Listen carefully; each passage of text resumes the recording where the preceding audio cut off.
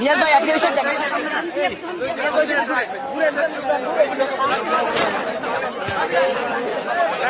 আস্তে আস্তে আস্তে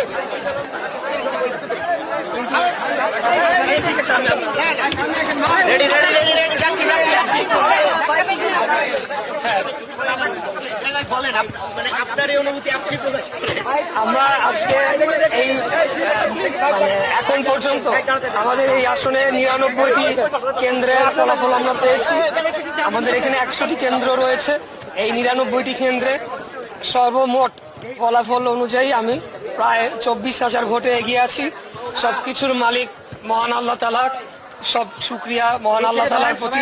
মহান আল্লাহ তাআলার অশেষ রহমত ছিল দেখে আজকে আমরা এখানে বিজয়ের দ্বার প্রান্তে পৌঁছে গিয়েছি। তবে এই আসন শুধু নয়, ঢাকা শহরের টোটাল ভোট অ্যানালিসিস করে দেখতে হবে। আমরা গতকাল থেকে কিন্তু অনেকগুলা অভিযোগ যে জামাতের প্রার্থীরা তারা টাকা দিয়ে ভোট কেনার চেষ্টা করছে, টাকা দিয়ে প্রশাসনকে কেনার চেষ্টা করছে। সূত্রাপুর থানার জামাতের নায়েবে আমির টাকা বিতরণ করতে গিয়ে সহকারী প্রিজাইডিং অফিসারের সাথে টাকা বিতরণ করতে গিয়ে ধরা পড়েছে এবং 2 দিনের যে লোকে তাকে কারাদণ্ড দেওয়া হয়েছে। তো আমাদেরকে এখন গভীরভাবে পর্যালোচনা করতে হবে। এই সরকার বরাবরই আমরা বলে আসছি তারা পক্ষপাতিত্বমূলক আচরণ করছে, জামাত এবং এনসিপির প্রতি তারা পক্ষপাতিত্ব করেছে।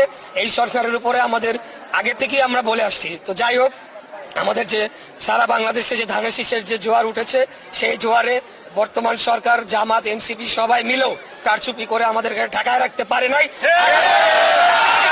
আগামী দিনেও পারবেন ইনশাল্লাহ। আমরা ফলাফল পর্যালোচনা করব, কোথায় কোথায় কারচুপি হয়েছে, কিভাবে হয়েছে, বা কোথাও কোথাও ইঞ্জিনিয়ারিং হয়েছে কিনা। যদি হয়ে থাকে সেটা যাতে ভবিষ্যতে না হয়, আর যদি না হয়ে থাকে তাহলে তো আলহামদুলিল্লাহ। এটি আমি বলতে চাই। ঢাকা 6 ভোটার প্রায় 3 লাখ ছিল, কিন্তু সেই তুলনায় টার্নওভার কিন্তু অনেক কম। মানে Right. সেটার কারণটা কি মনে করেন আপনি? এটার কারণ আমরা মনে করি যে আমাদের যারা প্রতিদ্বন্দ্বী রাজনৈতিক দল তারা বাড়ি বাড়ি গিয়ে একটা ভয়ভীতি প্রদর্শন করেছে। বিশেষ করে মহিলারা বিভিন্ন বাসাবাড়িতে গিয়ে তারা ভয়ভীতি দেখিয়েছে এবং ভোটারদেরকে ভোট কেন্দ্রে আসতে নিরুৎসাহিত করেছে। বিশেষ করে আমাদের এখানে অনেক হিন্দু ধর্মাবলম্বী ভোটাররা রয়েছেন, তাদেরকে এক প্রকার ভয়ভীতি প্রদর্শন করা হয়েছে। কেন্দ্রে গেলে তাদের সমস্যা তৈরি হবে, তাদেরকে চিহ্নিত করে পরবর্তীতে ব্যবস্থা নেওয়া হবে, এই ধরনের ভয়ভীতি প্রদর্শন করেছে, যার কারণে ওভারঅল আর কি ভোটার টার্নআউটটা লো হয়েছে। তবে আমি মনে করি যে সামনের নির্বাচনগুলোর থেকে এটা অনেক বেশি হবে আর কি। সংসদ সদস্য প্রায় নির্বাচিত হয়েই গেছে। যদি বলি প্রথম টার্গেটটা কি থাকবে আপনি আর এই এলাকা? আমি শুরু থেকে বলে আসছি, আমাদের এই অঞ্চলের সবচেয়ে বড় সমস্যা গ্যাসের সংকট, তীব্র গ্যাসের সংকট। এটাকে আমি অন্তত আমাদের এই এলাকায় 1 নম্বর প্রায়োরিটিতে রেখেছি। দ্রুততম সময়ে গ্যাসের সংকট এবং ওভারঅল আমাদের যে জ্বালানি সংকট রয়েছে দেশে, সেটিকে নিরসনের জন্য আমরা কাজ করব। এটা আমাদের 1 নম্বর প্রায়োরিটি।